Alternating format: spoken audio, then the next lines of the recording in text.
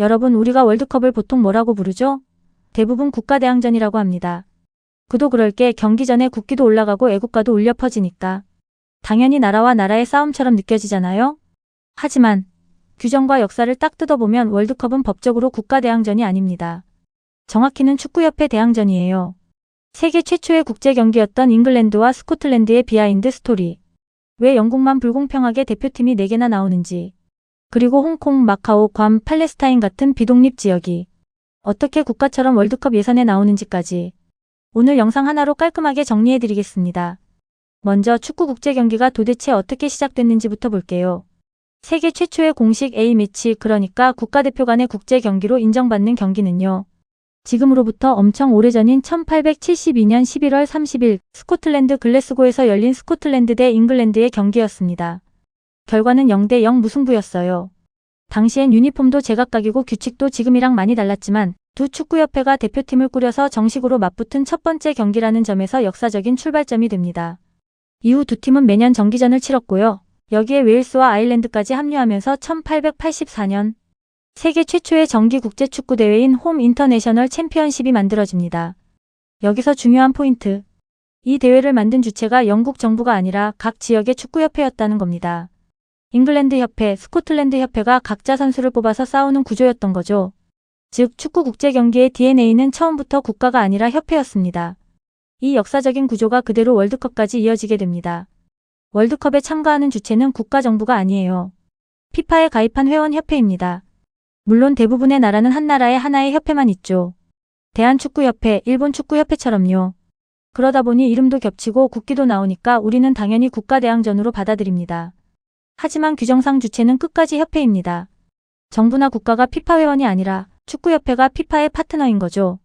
이건 선수들 유니폼만 봐도 바로 알 수 있어요. 대표팀 유니폼 가슴 쪽을 한번 보세요. 대부분 국기가 아니라 그 나라 축구협회의 엠블럼이 달려 있습니다. 우리 대표팀도 태극기가 아니라 백호 문양의 축구협회 로고를 달고 뛰고요.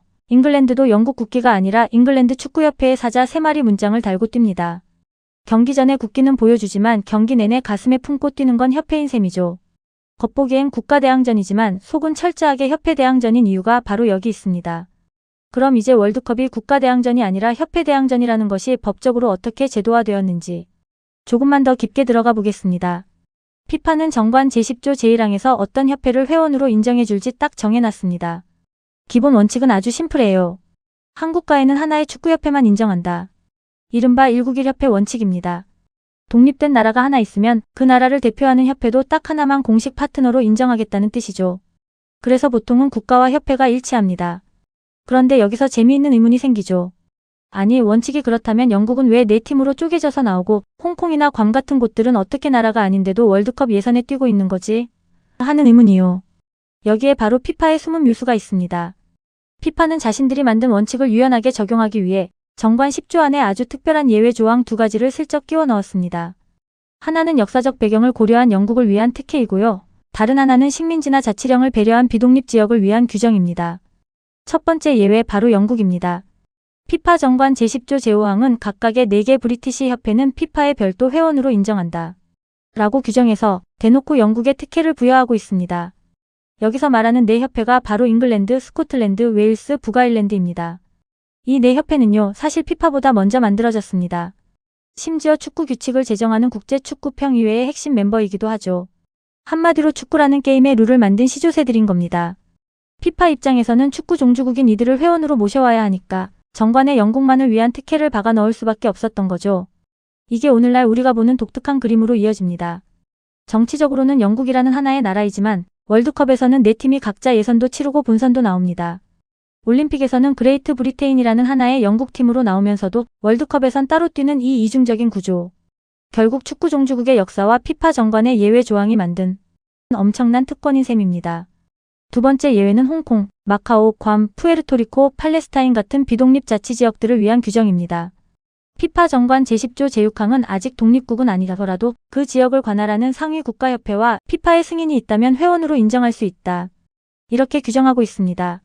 쉽게 말해서 유엔이 인정하는 정식 독립국이 아니더라도 독자적인 축구협회가 있고 정치적인 합의만 잘 되어 있다면 피파 회원이 될 수 있다는 뜻입니다. 이 규정 덕분에 재밌는 현상이 일어납니다. 현재 유엔 회원국은 190여 개인데 피파 회원협회는 무려 211개나 됩니다. 우리가 월드컵 예선 볼 때 저기도 나라야? 했던 곳들이 바로 이 규정 덕분에 나온 곳들이에요. 홍콩과 마카오를 예로 들어볼까요? 두 곳 모두 과거 식민지 시절부터 각자 축구협회가 있었고 1950년대에 이미 피파에 가입했습니다. 90년대 말에 중국으로 반환된 후에도 일국양제 원칙에 따라 스포츠만큼은 독자적인 자치권을 인정받았죠. 그래서 월드컵 예선에서 중국 대 홍콩, 중국 대 마카오 같은 독특한 매치가 성사되는 겁니다. 미국 영인 괌과 푸에르토리코도 마찬가지고요. 정치적 지위가 복잡한 팔레스타인, 지브롤터, 코소보 같은 지역들도 이 비독립 지역 규정을 통해서 당당하게 피파 회원 자격을 얻고 국제 무대에서 뛰고 있습니다. 우리가 화면으로 보는 월드컵은 국기도 나오고 애국가도 울리니까 당연히 국가대항전처럼 보입니다. 하지만 선수들 가슴에 달린 건 국가의 상징이 아니라 협회의 엠블럼이고 대회 규정상의 진짜 주체 역시 국가가 아니라 축구협회입니다. 원칙은 한 국가의 한 협회지만 영국은 종주국의 특권으로 홍콩이나 괌 같은 곳들은 비독립 지역 규정으로 이 원칙을 비껴가고 있는 거죠. 결국 월드컵은 국가대항전의 탈을 쓴 협회대항전인 겁니다. 우리가 아는 세계 지도와 축구, 마니아들이 보는 축구 지도가 완전히 일치하지 않는 이유가 바로 여기에 있었습니다. 오늘 영상이 흥미로우셨다면 구독과 좋아요, 알림 설정까지 부탁드립니다. 그럼 다음 이야기에서 뵙겠습니다. 감사합니다.